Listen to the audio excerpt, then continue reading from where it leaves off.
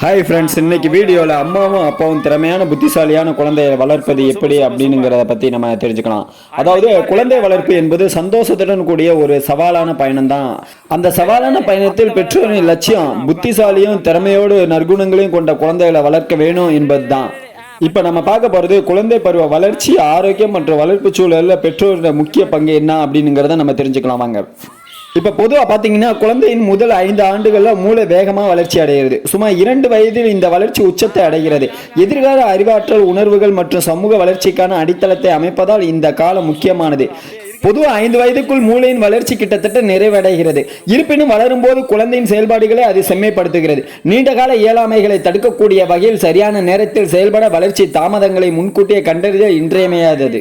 முதல்ல வளர்ச்சியை கண்காணிக்கணும். அதாவது பெற்றோர்கள் தங்கள் குழந்தையின் வளர்ச்சியை கண்காணிப்பது அவசியம். நோய் தடுப்பு அட்டவணைகள் மற்றும் வளர்ச்சிக்கான மைல்கற்கள் இரண்டையும் உள்ளடக்கிய மருத்துவமனை கார்டு குழந்தையின் முன்னேற்றத்தை கண்காணிக்கவும் சாத்தியமான தாமதங்களை முன்கூட்டியே கண்டறியவும் உதவுகிறது.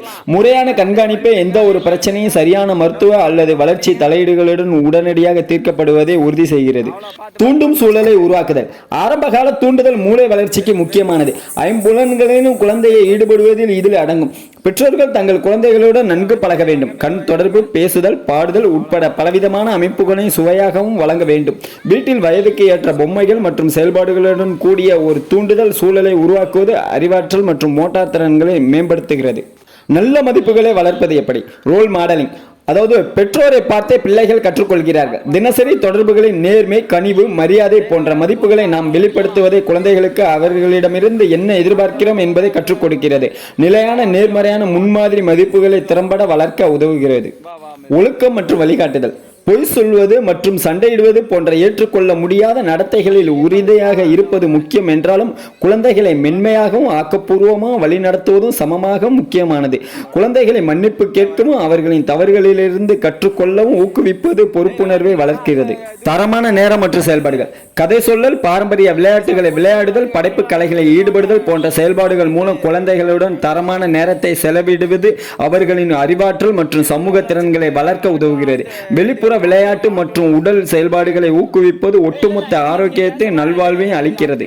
சிறப்பு சந்தர்ப்பங்களை கொண்டாடுதல். குழந்தைகளின் பிறந்த நாளில் ஆதரவற்றோர் இல்லங்கள் அல்லது முதியோர் இல்லங்களுக்கு செல்வது போன்ற சமூக சேவை நடவடிக்கைகளில் குழந்தைகளை ஈடுபடுத்துவது அவர்களுக்கு கொடுப்பதிலும் பகிர்ந்து கொள்வதிலும் உள்ள மகிழ்ச்சியை கற்றுக் கொடுக்கிறது. இது சிறு வயதிலிருந்தே சமூக பொறுப்புணர்வு மற்றும் கனிவை வளர்க்க உதவுகிறது. நல்ல மதிப்புகளுடன் புத்திசாலித்தனமான மற்றும் திறமையான குழந்தையை வளர்ப்பது என்பது ஒரு பன்முக முயற்சியாகும். இதற்கு பெற்றோரின் அர்ப்பணிப்பும் ஈடுபாடும் தேவைப்படுகிறது. ஆரம்பகால வளர்ச்சியை கவனம் செலுத்துவதன் மூலமும் ஒரு தூண்டுதல் சூழலை வழங்குவதன் மூலமும் சரியான ஆரோக்கியம் மற்றும் ஊட்டச்சத்தை உறுதி செய்தல் மற்றும் நேர்மறையான நடத்தைகளை மாதிரியாக்குவதன் மூலமும் பெற்றோர்கள் தங்கள் குழந்தைகளை வெற்றி மற்றும் நிறைவுக்கான பாதையில் அழைத்து செல்ல முடியும். சரியான வழிகாட்டுதல் மற்றும் ஆதரவுடன் ஒவ்வொரு குழந்தையும் சமூகத்துக்கு நேர்மறையாக பங்களிக்கும் ஒரு நல்ல நபராக வளர முடியும். ஆணித்தரமாக ஒரு பாயிண்ட்டை சொல்லலாம். அதாவது பெற்றோரை பார்த்தே பிள்ளைகள் கற்றுக்கொள்கிறார்கள். தினசரி தொடர்புகளின் நேர்மை, கனிவு, மரியாதை போன்ற மதிப்புகளை நாம் வெளிப்படுத்துவதை குழந்தைகளுக்கு அவர்களிடமிருந்து என்ன எதிர்பார்க்கிறோம் என்பதை கற்றுக் கொடுக்கிறது. டிடிஜிஎஸ்எல் ஜி கோவிந்தராஜ் ஐயப்பத்தா யூடியூப் சேனலில் அதிகமாக நம்ம ஆன்மீக பற்றி நம்ம நிறைய போட்டிருப்போம். அதை பார்த்துருப்பீங்க நீங்கள் வீடியோலாம்.